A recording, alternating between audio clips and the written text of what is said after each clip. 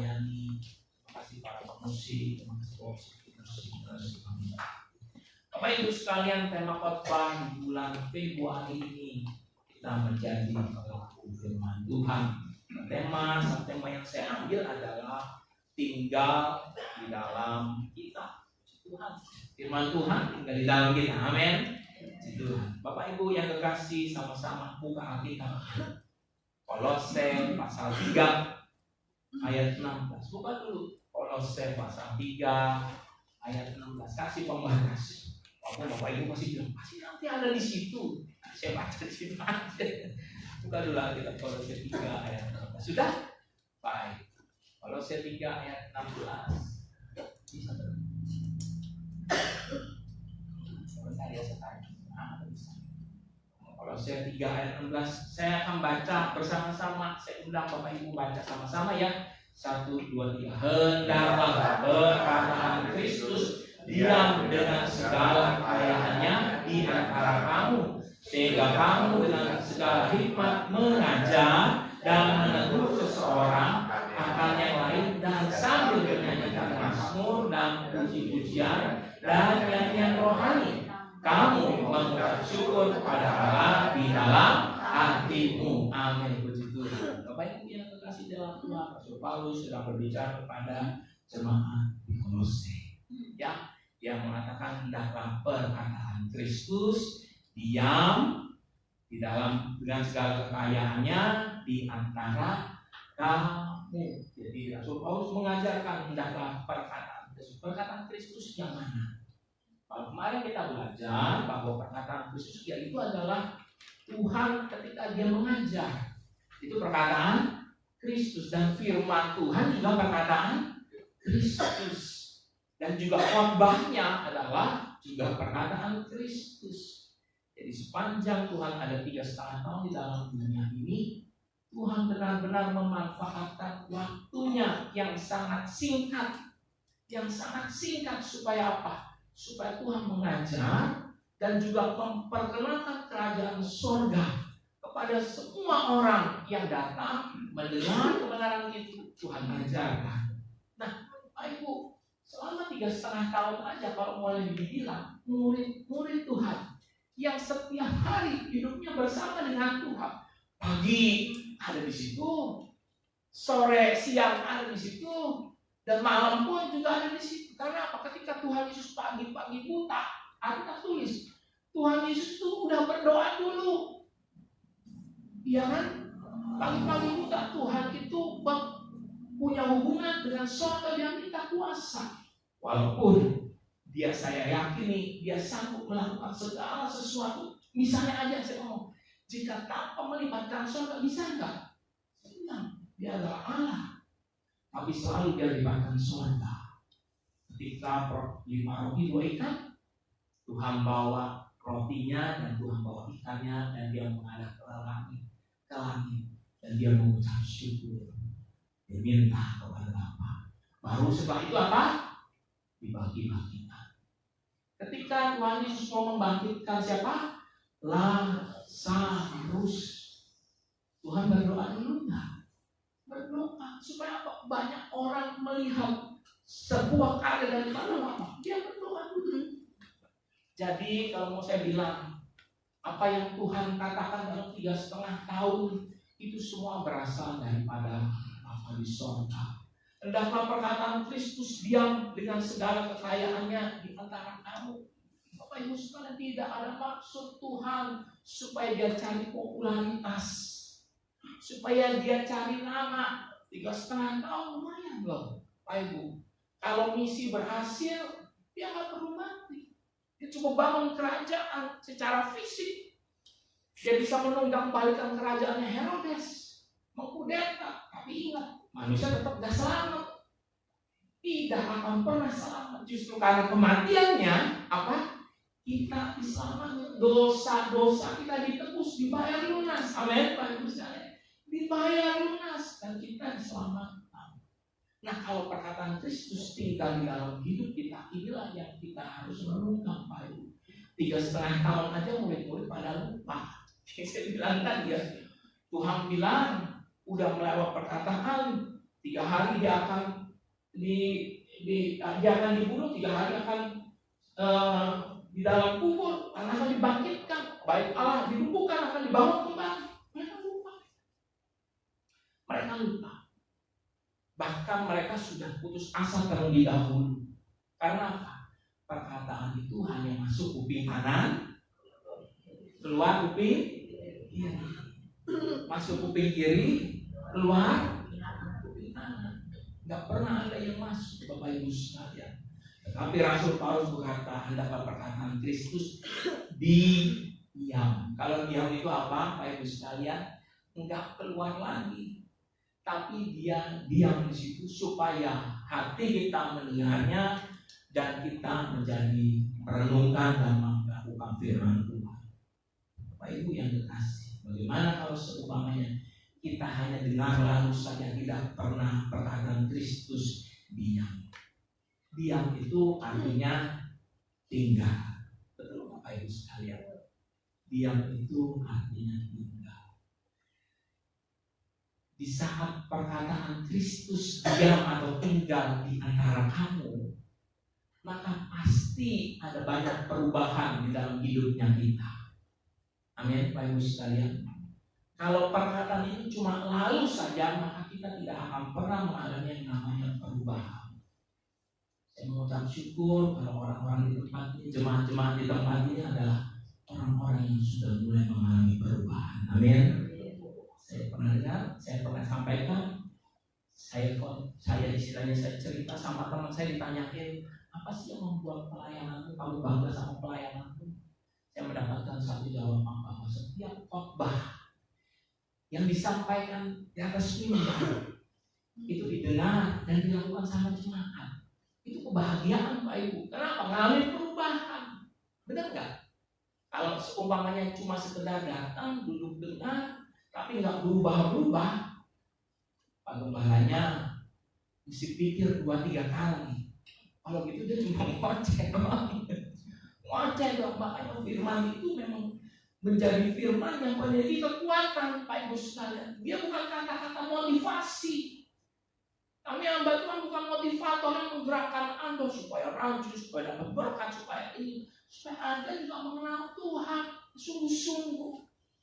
Perkataan Kristus yang diam di antara kamu, Bapak Ibu sekalian, membuat kita menjadi pribadi pemenang. Karena siapa? Karena Tuhan juga pemenang. Amin. Beri kemuliaan pada Tuhan. Dia adalah pemenang dan Anda sekalian adalah pemenang. Ini masih jam 4.35. Tapi semangatnya kurang kencang ini. Kasih kemuliaan buat Tuhan, tepuk tangan yang paling haleluya. Iya dong. Ya, semangat kita menjadi pribadi pemenang. Siapa mau jadi pemenang? Saya angkat tangan terlebih dahulu lah. Saya mau jadi pemenang. Berarti kalau pemenang kita harus melewati proses, Bapak Ibu. Entah itu perlombaan atau pertandingan, Anda bisa dibilang pemenang. Kalau seumpamanya bayar listrik lebih murah, ya beli bakmi, ada tuh yang baru buka beli 2 gratis 1. Gratisnya bukan ada pemenang gitu ya. Apa tidak bukan ada gratis 1 bukan pemenang. Itu mah bonus Pak Ibu dapat ya mungkin dari pencatatannya yang salah atau gimana, memang murah atau diskon itu memang. Tapi pemenang itu harus lewatin proses, entah itu perlombaan atau pertandingan. Buka sama-sama Lukas pasal 4 ayat 1 sampai 13. Lukas pasal 4 ayat 1 sampai 13. Sudah saya baca ya. Oke, saya bacakan bagi Bapak Ibu sekalian. Yesus yang penuh dengan Roh Kudus. Sekali lagi. Yesus yang penuh dengan Roh Kudus. Kita ambil di ayat yang pertama. Jika Anda tidak penuh Roh Kudus, maka hidup kita tidak akan mungkin jadi pemenang. Mungkin hanya sedikit beruntung. Ketika Anda mau jadi pemenang, Anda harus penuh Roh Kudus. Siapapun yang di tempat ini yang mendengarkan kami pada saat sore hari ini, Anda dan saya harus penuh Roh Kudus. Kembali dari sungai Yordan, lalu dibawa oleh Roh Kudus ke padang gurun. Di situ ia tinggal 40 hari lamanya dan dicobai iblis.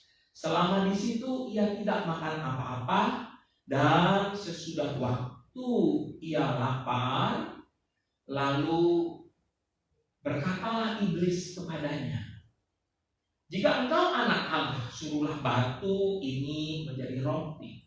Jawab Yesus kepadanya, "Ada tertulis, manusia hidup bukan dari roti saja." Kemudian ia membawa Yesus ke suatu tempat yang tinggi, dan dalam sekejap mata ia memperlihatkan kepadanya semua kerajaan dunia. Kata iblis kepadanya, "Segala kuasa itu serta kemuliaannya akan kuberikan kepadamu, sebab semuanya itu telah diserahkan kepadaku, dan aku memberikannya kepada siapa saja yang kukehendaki. Jadi jikalau engkau menyembah aku, seluruhnya ini akan menjadi milikku." Tapi Yesus berkata kepadanya, "Ada tertulis, engkau harus menyembah Tuhan Allahmu, dan hanya kepada Dia saja engkau berbakti." Kemudian ia membawa Yesus ke Yerusalem dan menempatkan dia di lingkungan bait Allah, lalu berkata kepadanya, "Jika engkau anak Allah, jatuhkanlah dirimu dari sini ke bawah. Sebab ada tertulis mengenai engkau, ia akan memerintahkan malaikat-malaikatnya untuk melindungi engkau, dan mereka akan menatang engkau di atas tangannya, supaya kakimu jangan terantuk kepada batu." Lalu Yesus menjawab katanya, "Ada firman, jangan engkau mencobai Tuhan Allahmu." 13 ayat terakhir. Sesudah iblis mengakhiri semua pencobaan itu, ia mundur daripadanya, baca sama-sama, dan menunggu waktu yang baik. Ibu yang terkasih dalam Tuhan, tadi kita baca di Kolose, Yesus baca di Kolose, hendaklah perkataan Kristus diam dalam segala kekayaannya di antara kami. Bapak Ibu, ini soal jadi pemenang. Perkataan Kristus tinggal di dalam kamu dengan segala kekayaan. Coba Anda lihat, Tuhan Yesus ketika Roh Kudus membawa dia ke padang gurun, saya mau pastikan dia nggak bawa apa-apa, Ibu sekalian. Ya hanya baju yang melekat, jubah yang melekat, dan sepatu yang melekat yang dia bawa. Saya yakin Tuhan nggak bawa istilahnya baju-baju banyak ya. Saya kemarin pergi ke Kinasi, Pak Ibu, cuma 1 malam, 2 hari 1 malam. Bawaannya lumayan banyak saya. Ya, bawa ini akhirnya 1 tas segini yang saya bawa. Itu baru 2 hari 1 malam. Gimana kalau 40 hari 40 malam? Saya mau pastikan Tuhan gak bawa apa-apa. Masuk ke padang gurun dan dia dicobai dan dia berkuasa. Kalau boleh dibilang, tidak bawa makan, tidak bawa minum, tidak bawa perabot ini dan itu. Dia hanya duduk melekat pada Tuhan dan tetap jaga hatinya. Amin. Selama 40 hari. Kenapa? Andai kata dia tidak jaga hatinya, maka bocor di situ. Dia diserang iblis, dia lapar, tapi dia jaga hatinya. Pak Ibu, bisa jadi loh problem permasalahan datang sama kita. Kalau kita nggak jaga hati kita sungguh-sungguh, maka bisa bocor. Kalau bocor, yakin nggak jadi pemenang. Karena apa? Karena dikit-dikit kita kalah, dikit-dikit kita nyerang, dikit-dikit kita bilang dia disesuaikan dengan kondisi. Karena kondisinya begini, saya kalah, ya wajar lah. Tapi saya mau sampaikan, Bapak Ibu sekalian, gak kira-kira lagi lapar, lagi dalam kekurangan, lagi dalam kelemahan, 40 hari, 40 malam gak makan. Saya sih yakin itu pikiran bisa kacau, Bapak Ibu sekalian. Saya ajak kamu gak makan dari pagi sampai siang aja, sebenarnya udah laparan, Bapak Ibu sekalian. Apalagi kalau disuruh kerja, maaf bicara nih, nggak makan ini disuruh kerja yang keras kita saya bilang saya kurang, saya mesti ada yang sesuatu yang saya harus makan atau minum. Ini yang saya alami ya. Ini 40 kali Pak. Kalau tidak menyerahkan sungguh-sungguh, tidak melakukan istilahnya pendekatan kepada Bapa, dia nggak bisa. Tujuannya apa Pak Ibu sekalian? Dia mau jadi pemenang. Tuhan mau membuktikan bahwa dia sanggup melakukan segala sesuatu hal. Nah, yang pencobaan pertama Pak Ibu sekalian benar. Batu diperintahkan mencuri apa? Karena keadaan kondisinya lapar. Dalam bilang kekayaan ini Pak Ibu sekalian, ini masalah perut Pak Ibu. Ini masalah perut. Masalah yang perlu kita hadapi adalah pencobaan yang pertama adalah masalah perut. Apakah kita bisa menjaga nafsu kita atau tidak? Pak Ibu yang kekasih. Tapi Tuhan Dia adalah Allah yang pemenang. Dia tidak mengcounter segala sesuatu dengan sesuatu hal perkataan. Oh, gua dapat kok. Masalah batu jadi roti gampang kok. Tapi gua nggak mau aja. Tuhan nggak ngomong gitu. Tuhan selalu counter itu dengan perkataan apa? Bapak Ibu sekalian, ada tertulis. Itu firman. Itu pintar Bapak Ibu sekalian. Dia buktikan faktanya. Jika engkau apa? Anak Allah. Dalam permasalahan hidup kita pun seringkali ada pikiran-pikiran negatif masuk dalam pikiran kita. Bukankah engkau orang Kristen? Halo? Bukankah engkau pengerja? Bukankah engkau hamba Tuhan, gembala? Sering iblis bisa serang seperti itu. Pikiran kita dikacaukan. Ada peperangan dalam pikiran ini. Jika engkau anak Allah. Benar gak anak Allah? Benar, iblis tahu kelemahan, dia tahu kelebihan, dia benar, dia buktikan fakta. Ayo, hati-hati. Dia cerdik. Makanya Hawa bisa terpleset jatuh. Dia benar-benar tahu kelemahan. Dia buktikan faktanya. Kamu kan Kristen. Kamu yang kemarin doakan, yang nangis. Kok gak ditolong Tuhan? Kalau Bapak Ibu, benar kan? Dia bisa serang itu. Tapi kita bilang, Tuhan, aku tetap mengandalkan Engkau. Tuhan adalah kekuatan bagi hidup. Bisa jadi badai yang ada, tetapi aku percaya Engkau pegang tanganku di tengah badai. Amin. Nah, waktu seperti ini dia bilang, ada tertulis Bapak Ibu sekalian, manusia hidup bukan dari roti saja. Itu di ayat 4, saya munculkan. Itu adanya di ayat 4. Langsung Pak Ibu, dalam artian itu bahwa apa? Di sini iblis sudah 1-0 kalah dia. Tuhan menang. Tapi Anda lihat di sini ada tertulis saja, dia nggak mundur Pak Ibu.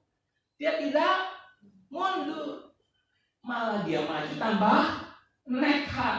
Di ayat yang kelima firman Tuhan, kemudian dia membawa Yesus ke suatu tempat yang tinggi. Ini ada modalnya Pak Ibu.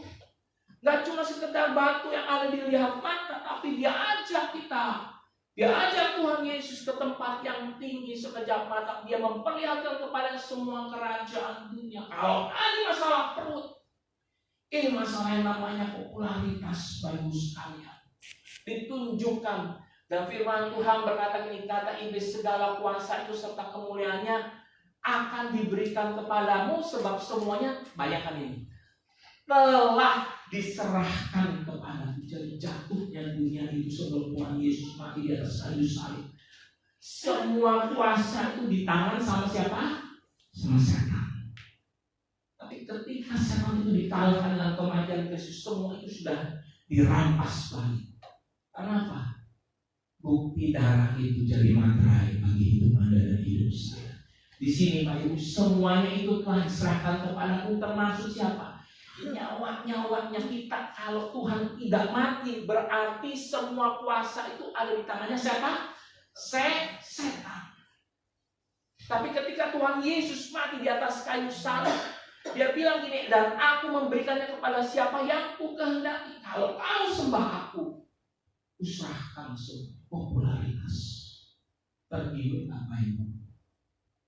Karena firman Tuhan bilang perkataan Kristus harus tinggal di dalam kita dalam segala kekayaannya. Butuhkah Bapak Ibu hidup kita mau jadi pemenang? Kita harus bisa menguasai. Tahan bukan hanya sekedar perut, tapi ada pikiran kita, popularitas, ada sesuatu yang bisa ditukar. Oh cuma tinggal nyembah doang. Nyembah itu bagaimana sih? Cuma begini, tinggal sujud beres, selesai. Tapi Tuhan gak mau. Karena kalau dia nuruti dari kata pertama, kedua, ketiga, artinya apa? Dia dengar suara setan. Tapi Tuhan tidak mau dengar suara setan.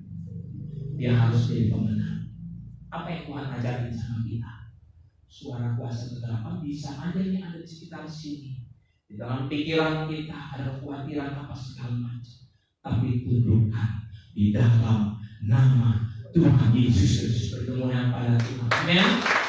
Dia bisa berkata-kata. Setan bisa intimidasi Anda. Dia bisa ingatkan kamu sakit, kamu di dalam penyakit, kamu di dalam kelemahanmu. Kamu masih punya permasalahan perekonomian, kamu masih seperti ini, kamu masih seperti itu. Nanti kalau umat, kalau anfal, kalau ini, kalau itu. Saya mau bilang, serahkan sama Tuhan. Dia adalah Allah yang mengasihi kita, dia bela hidup kita, dia pemenang. Dan saya percaya engkau dan saya juga adalah pemenang di dalam Tuhan. Bapak Ibu, diserahkan dikehendaki. Firman Tuhan bilang, jadi jikalau engkau menyembah aku, setan itu tinggal nunggu. Itu jatuhnya Lucifer dari sorga.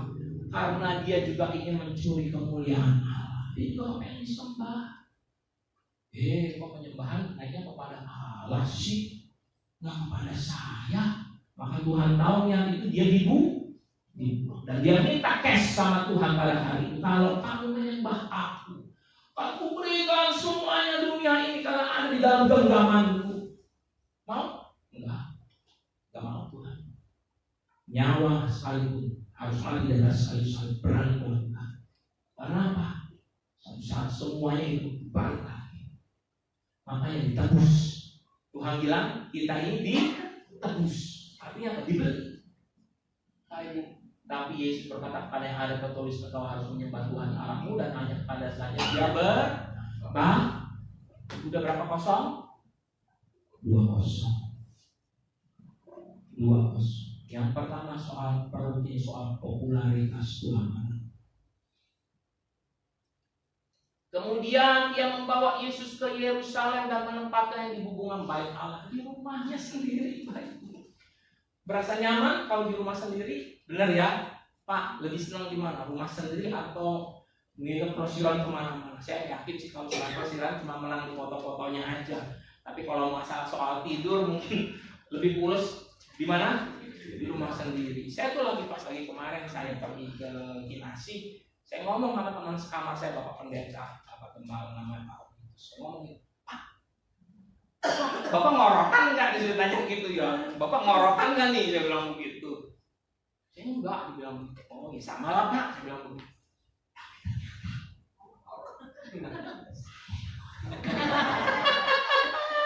Saya katanya ngorok kata dia. Pas lagi waktu jam 3 saya bangun karena lampunya nggak bisa dimatiin. Pak Ibu, saya lagi ngeliat Bapak dia tidur pakai headset begini. Saya bingung Pak Ibu, kok dia pakai headset dia tidur ya? Ternyata pas pagi-paginya dia bilang, Bapak itu sebenarnya ngorok loh tidurnya. Ampun saya bilang begitu. Nyaman di rumah sendiri. Ini ada di rumah sendiri. Hubungan baik Allah. Tuhan Yesus sudah merasa nyaman. Pak Ibu lalu berkata, dia bilang lalu berkata, jika engkau anak Allah, diulang lagi 3 kali, jika engkau anak Allah, jika engkau anak Allah, jatuhkanlah dirimu dari sini ke bawah, sebab ada tertulis mengenai engkau, dia akan memerintahkan malaikat-malaikatnya untuk melindungi engkau, dan mereka akan menatang engkau di atas tangannya. Baca ini, supaya kakimu jangan terantuk kepada batu. Ini bicara soal kesehatan, Bapak Ibu sekalian. Kaki terantuk batu sakit. Dari atas, bukan dari bawah, Pak Ibu. Siapa menggoda dengan namanya pikiran kita tentang yang namanya kesehatan. Ibu, hari-hari ini setelah pas COVID, kita sesegar dulu menurut saya. Tahu saya juga ngomong gitu ya. Tapi banyak penyakit-penyakit aneh yang dialami sama banyak orang.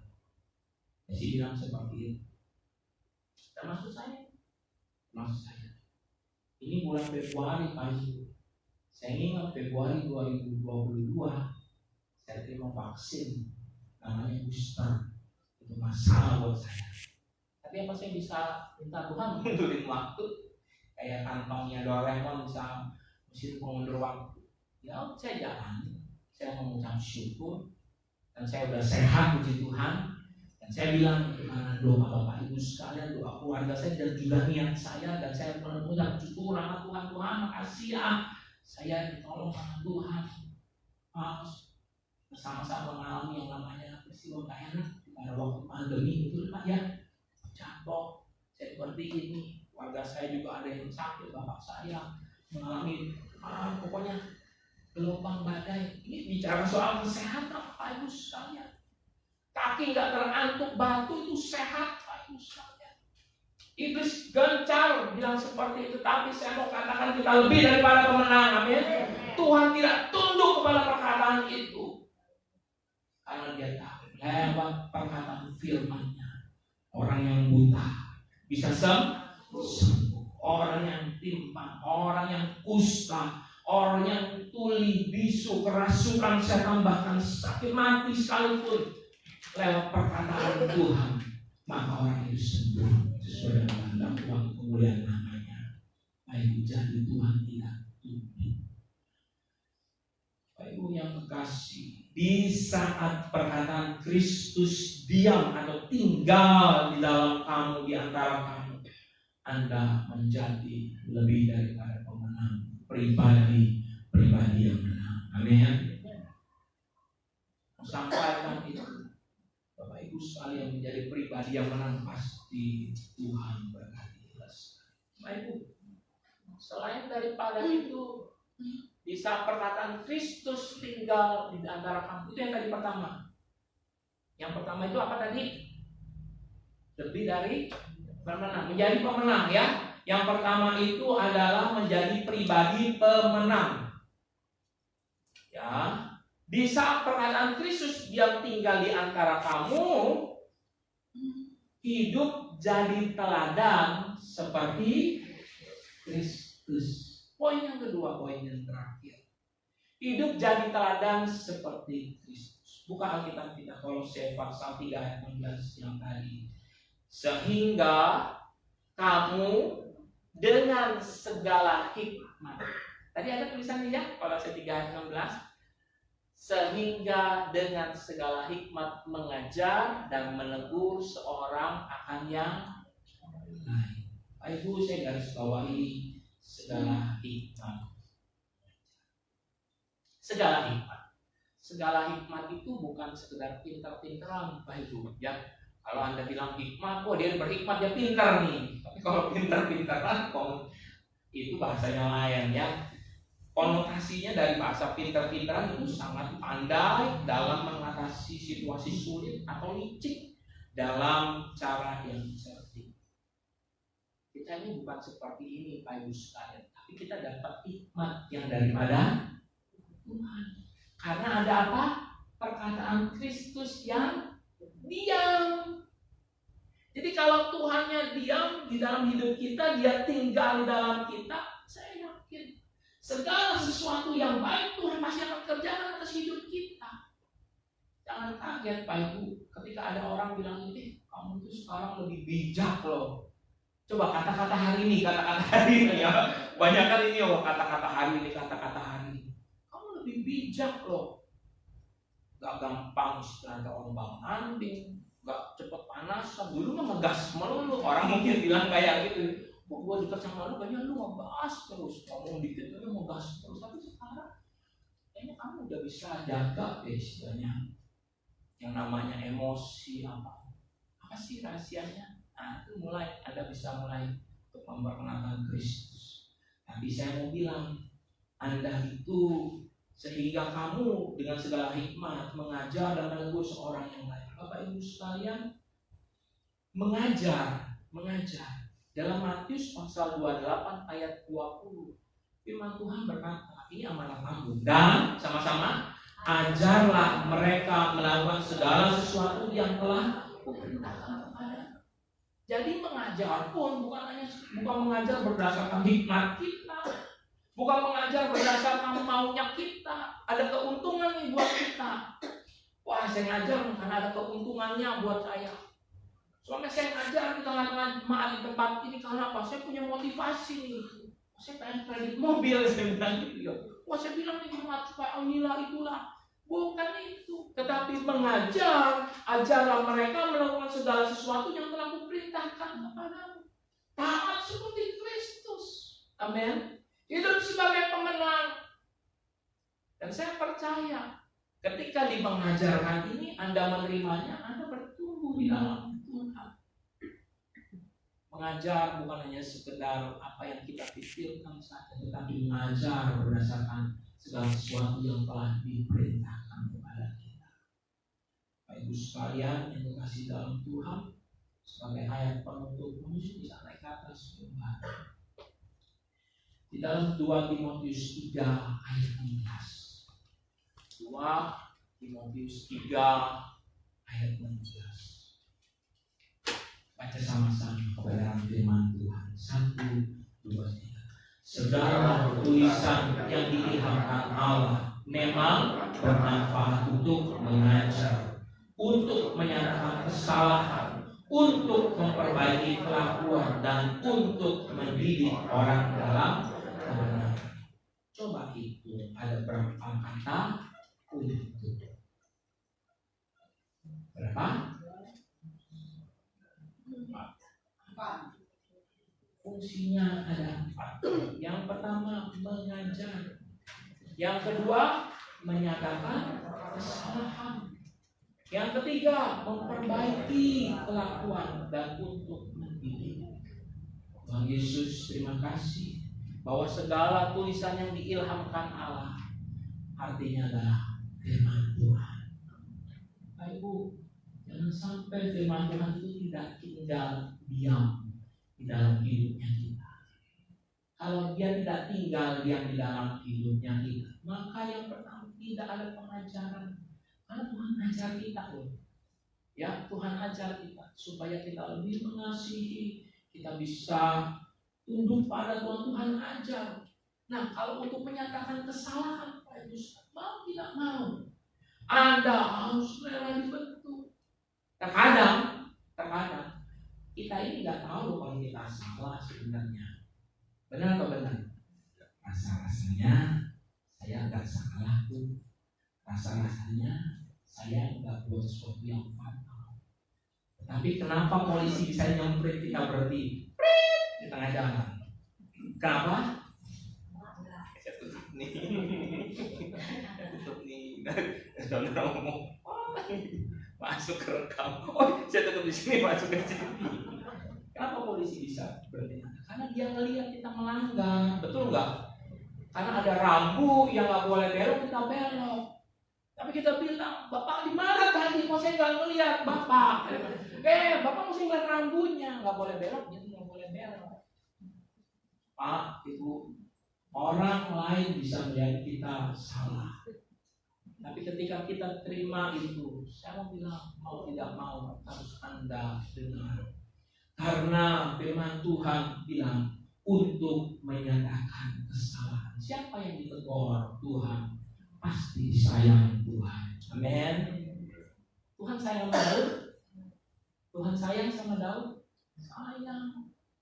Maka dia kirim siapa? Nabi Nathan. Dimatiin nggak Nabi Nathan sama Daud? Enggak. Daudnya langsung berubah. Aduh, ketemplak saya. Aduh, saya memang salah. Nabi Nathan cukup berkata,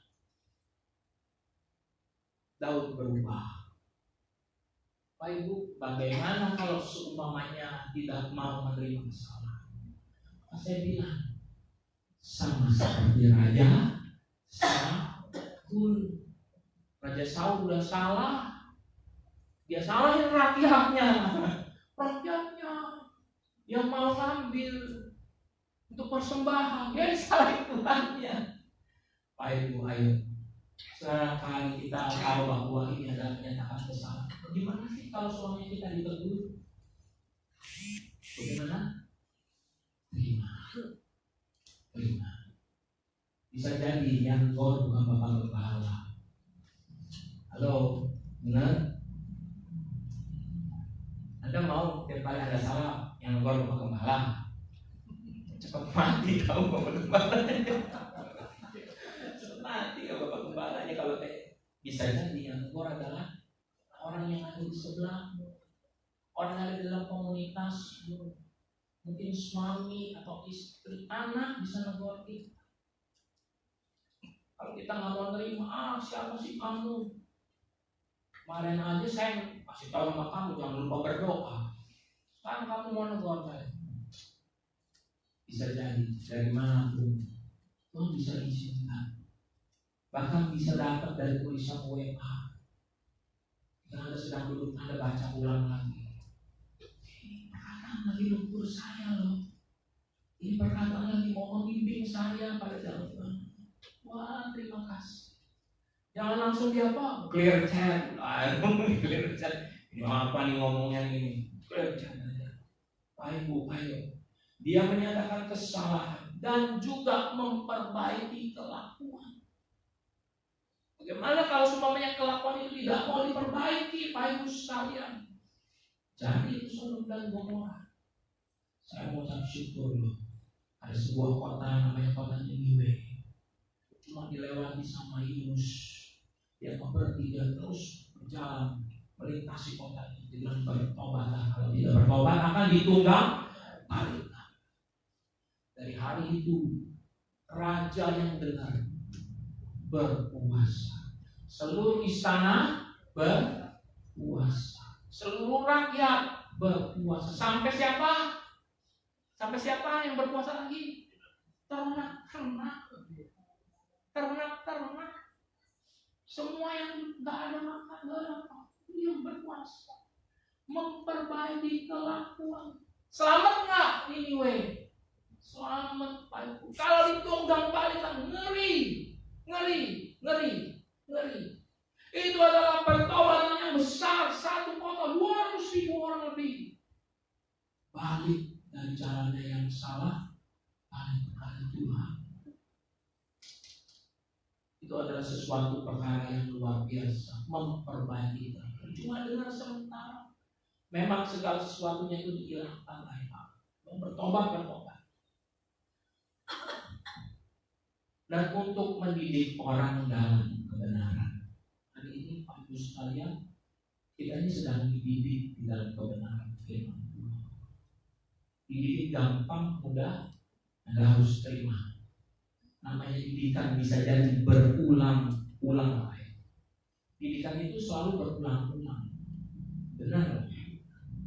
Dan Anda selama hidup pasti melakukan segala sesuatu tindakannya berulang-ulang. Di sini ada yang cuma cuci baju, cuma sekali seumur hidup nyalain mesin cuci, udah sekali seumur hidupnya nggak pernah nyuci lagi sono-sononya.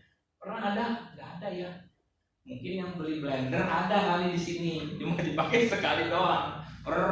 Bikin jas, udah terus digantung, dipajang. Ada nggak di sini yang bikin punya blender cuma dipakai sekali seumur hidupnya, sisanya jadi pajangan? Ada? Aman ya, aman dipakai terus ya, sampai somplak, sampai rusak, sampai pisaunya muncul dan dipakai terus. Ya, jangan. Tapi Bapak Ibu sekalian, setiap kehidupan kita itu berulang-ulang. Jadi jangan jatuh di dalam dosa. Kalau Anda tahu itu adalah kelemahan Anda, mungkin ketika datang ngobrol banyak orang atau keceplosan, mesti jaga hati, jaga mulut. Jangan sampai keceplosan karena mungkin ada sesuatu hal yang kita ngomong yang orang nggak berasa kayak itu berulang-ulang Pak Ibu sekalian. Jadi Bapak Ibu sekalian, firman itu untuk mendidik orang dalam. Ucap syukur sama Tuhan. Jadi saya mau balik lagi Pak Ibu sekalian. Di saat perkataan Kristus Diam atau tinggal di antara kamu. Kamu menjadi dan saya menjadi pribadi pemenang. Yang pertama. Yang kedua, ketika perkataan Kristus tinggal di dalam kamu, ya, hidup jadi teladan sama seperti Kristus. Pak Ibu, hidup kita ini panutan sebenarnya. Benar nggak? Kalau dibilang hidup sama seperti Kristus berarti kita ini panutan, Pak Ibu. Orang melihat kita, orang sedang melihat kita. Jadi ketika orang melihat kita, dia sedang melihat Tuhan ada di dalam kita. Naik aku jadi bersyukur. Haleluya. Kasih Allah. Terima kasih Tuhan, terima kasih. Perkataan Kristus, diamlah dan tinggallah. Kasih Allahku sungguhlah terbukti ketika Dia serahkan anaknya. Kasih Allah mau berkorban bagi kau dan aku. Ada kasih seperti kasih Allahku. Kasih Allahku sungguhlah terbukti ketika Dia serahkan ketika Dia serahkan anaknya. Kasih Allah mau berkorban bagi kau dan aku. Ada kasih seperti